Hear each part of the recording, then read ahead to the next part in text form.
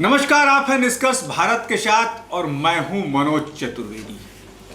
दूसरे को प्रधानमंत्री से लेके 8 मुख्यमंत्री बनाने वाले प्रशांत किशोर क्या बिहार में इस बार खेला कर पाएंगे?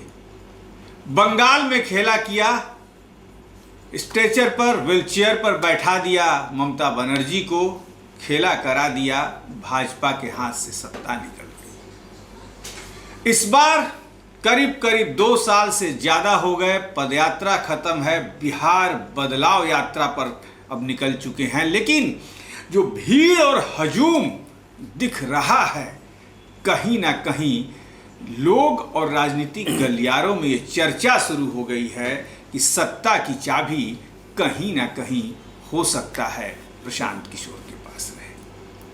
क्या नीतीश कुमार को जिस तरीके से वो चैलेंज कर रहे हैं, बिहार में खेला कर पाएंगे? दूसरे को प्रधानमंत्री और मुख्यमंत्री बनाने वाले क्या बिहार के ताजोपोशी के हकदार होंगे? और इसी पर बात करेंगे। आज से हमारा नया एपिसोड एक शुरू कर रहे हैं। नेताओं की कुंडली हम खंगालेंगे और नेताओं की पहली कुंडली में हम सबसे पहले जनसुराज के सूत्रधार या कह लीजिए प्रणेता जिसको लोग कह रहे हैं, उनकी कुंडली खंगालने जा रहे हैं। ऐसे उनकी कुंडली तो हमने 2 साल पहले भी खंगाली थी और हमारे साथ यही ज्योतिषाचार्य थे, श्री मिथिलेश। सबसे बड़ी बात यह है कि श्री मिथिलेश ने उस समय कहा कि ये अच्छे वक्ता हैं, लेकिन अभी भी अब जो उनके ग्रह दशा बदले हैं, क्या होगा प्रशांत किशोर का?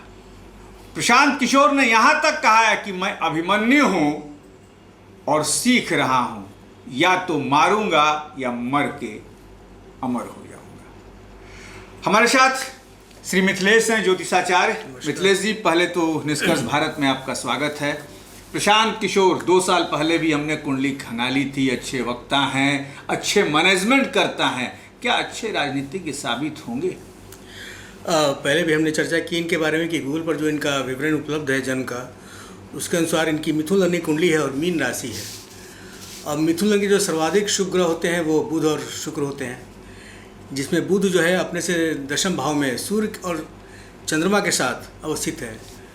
अब जैसा हम जानते हैं कि ज्योतिष के अनुसार दशम भाव में अगर एक से अधिक ग्रह उपस्थित हों तो ऐसे व्यक्ति काफ़ी प्रतिष्ठित होते हैं, उनका मान सम्मान काफ़ी होता है। दशम भाव सरकार को भी रिप्रेजेंट करता है तो सरकार के बहुत करीबी होते हैं, और सरकार को रिप्रेजेंट करने वाले ग्रह स्वयं सूर्य भी वहाँ उपस्थित जब हों तो फिर कहने की बात नहीं है कि वो राजनीति में उनकी दबदबा हमेशा बनी रहेगी। पहले भी उन्होंने काफ़ी अच्छा काम किया, चूँकि बृहस्पति की भी अच्छी जुगलबंदी है इस कुंडली में।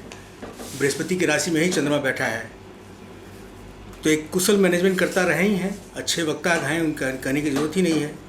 और अब राजनीति के क्षेत्र में वो स्वयं उतर पड़े हैं, एक मेहनतकश व्यक्ति हैं और आगे भविष्य तो काफ़ी अच्छा दिख रहा है। मनोज जी, भविष्य अच्छा दिख रहा है, मैंने 2025 का भविष्य बताइए।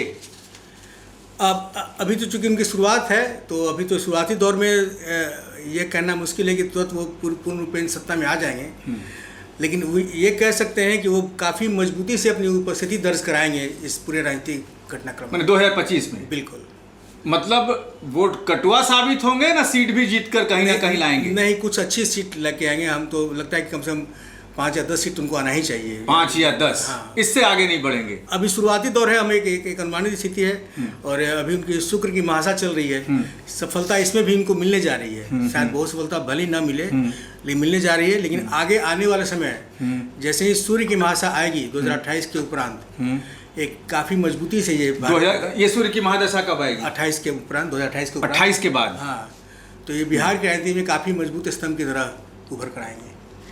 एक बात और बताइए, कहा जाता है बड़े जिद्दी किस्म के इंसान हैं, मैं भी उनको कवर कर रहा हूँ, बड़े जिद्दी किस्म के इंसान हैं, जिस चीज़ के पीछे लग जाते हैं दीवानगी उनकी देखने को मिलती है और देखने को मिल भी रही है। तो आप कह रहे हैं कि 5 से 10, लेकिन आपने पहले भी कहा है कि अच्छे मैनेजमेंट करता है, अच्छे वक्ता हैं, जो हजूम मीडिया के सामने आ रहा है उसको तो देखते हुए लग रहा है कि कम से कम 50 सीटों के आसपास जाना चाहिए। नहीं, वो हमने जो बताया वो एक बॉटम लाइन है। वैसे प्रभावित तो पूरे चुनाव को करने जा रहे हैं।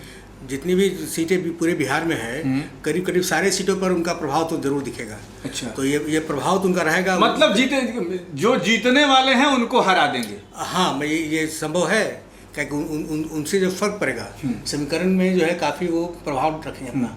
जो राजनीतिक समीकरण बनेगा सबसे ज़्यादा चाहते हैं कि नीतीश को डैमेज करें, तो यानी कि यही होगा समीकरण जब बैठाएंगे तो निश्चित रूप से जो व्यक्ति सत्ता में रहता है तो उसके अगेंस्ट इनको चुनाव लड़ना है। उनको जब चैलेंज कर रहे हैं तो उनके अगेंस्ट ही बात जाएगी। तो ये जितना भी मजबूत होंगे नीतीश जी उतना कमज़ोर होंगे। ये तो स्पष्ट है। और जहाँ तक जो आपने अभी सवाल किया कि काफ़ी जिद्दी स्वभाव के हैं, तो जिद्दी स्वभाव का जो ग्रहीय विश्लेषण है, जो कि मंगल के दूसरे भाव में सूर्य है, 2 अग्नि तत्व राशियाँ एकदम नेक्स्ट टू ईच अदर है, तो और साथ में वहाँ चंद्रमा भी है, तो मानसिक तौर पर तो ये काफ़ी मजबूत है। ये मानसिक रूप से बहुत विचलित आसानी से होने वाले व्यक्ति नहीं है। तो अगर सत्ता में या राजनीति में आगे भी जाते हैं तो जो कि एक कुशल राजनीतिक के लिए बेहद आवश्यक है कि मानसिक रूप से बेहद व्यक्ति मजबूत हो। एक कुशल राजनीतिक के लिए बहुत बड़ी ये बात है कि उसका मानसिक रूप से मजबूत होना बहुत जरूरी है। लेकिन 2028 के बाद जब सूर्य की महादशा प्रशांत के कुंडली में आएगी तो उस समय सत्ता के शिखर तक पहुंचने में उन्हें कोई नहीं रोक सकता। लेकिन ये भी है, इस कुंडली से पता चलता है कि बिहार के इस बार के चुनाव को प्रशांत निश्चित रूप से प्रभावित करने जा रहे हैं। किसको जिताएंगे, किसको हराएंगे, क्या समीकरण बनाएंगे, उनके इस कुंडली से भी पता चल रहा है। अब देखना यह है कि लोगों को मुख्यमंत्री और प्रधानमंत्री बनाने वाला प्रशांत क्या निश्चित तौर पर वो राजनीतिज्ञ कुशलता दिखा पाएंगे बिहार को। प्रशांत के लिए आज बस इतना ही। नमस्कार।